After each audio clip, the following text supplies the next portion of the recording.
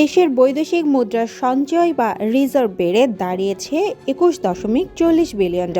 রপ্তানি আয় ও প্রবাসীদের পাঠানো রেমিটেন্সের কল্যাণে বাড়ছে দেশের বৈদেশিক মুদ্রার রিজার্ভ। রবিবার 9 মার্চ বাংলাদেশ ব্যাংকের সর্বশেষ হালনাগাদ প্রতিবেদনে এই তথ্য জানানো হয়েছে।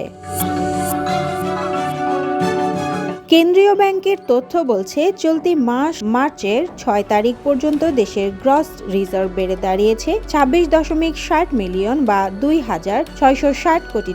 আন্তর্জাতিক মুদ্রা তহবিলের হিসাব পদ্ধতি BPM-6 অনুযায়ী বর্তমানে রিজার্ভ হল $21.40 বিলিয়ন বা $2,140 কোটি।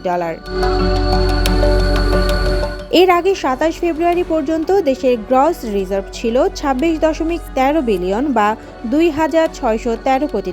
ওই দিন আন্তর্জাতিক মুদ্রা তহবিলের হিসাব পদ্ধতি BPM-6 অনুযায়ী রিজার্ভ ছিল $20.90 মিলিয়ন বা $2,090 কোটি।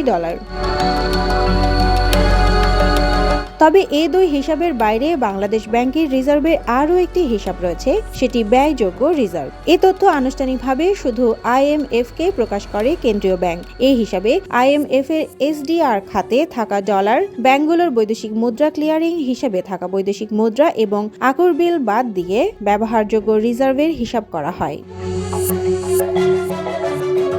সে হিসেবে দেশের ব্যয়যোগ্য প্রকৃত রিজার্ভ এখন $15 বিলিয়ন কিছুটা ওপরে। সাধারণত একটি দেশের ন্যূনতম 3 মাসের আমদানি ব্যয় মেটানোর সমান রিজার্ভ থাকতে হয়। দেশে সে পরিমাণ রিজার্ভ রয়েছে। Desk report, Deshkal news.